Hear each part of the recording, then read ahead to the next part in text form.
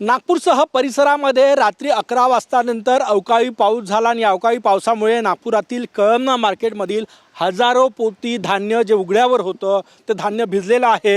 यापैकी काही धान्य जे आहे ते व्यापाऱ्यांनी खरेदी केलेलं आहे, तर काही धान्य शेतकऱ्यांचं आहे आणि मोठं नुकसान या ठिकाणी पाहायला मिळत आहे।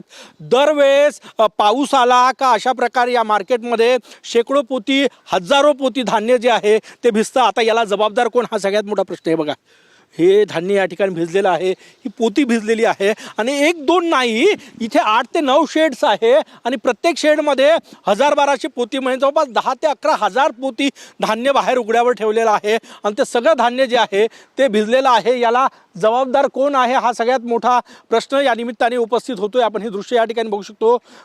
काही माल जो आहे तो शेतकऱ्यांचा आहे आणि हवामान विभागानं अंदाज वर्तवला होता पाऊस येणार आहे म्हणून। असं असतानाही मार्केट कमिटीने हे उघड्यावरचं धान्य झाकण्याची सोय का केली नाही हा सगळ्यात मोठा प्रश्न।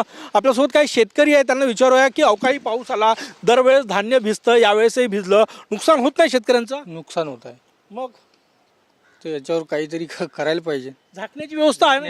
झाकण्याची व्यवस्था करायला पाहिजे किंवा शेडमध्ये माल ठेवावा पाहिजे, ठेवला पाहिजे असं इच्छा आहे भाऊ। काय काय काय माल आणला तुम्ही? मी तुरी आणली आहे। हे शेतकऱ्यांचे पीक आहे, हे भिजलेलं आहे। हो, हे नुकसान होत आहे, याच्यावर काहीतरी कमिटीनं काहीतरी करावं।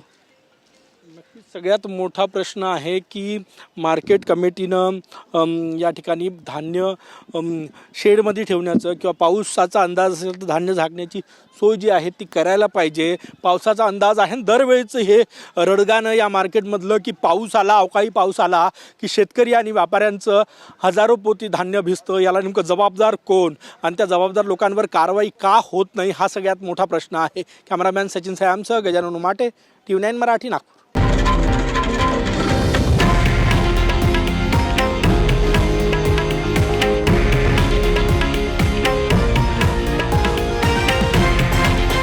हे आहे देशातील नंबर 1 न्यूज नेटवर्क आणि आपण पाहत आहात TV9 मराठी, एकमेव।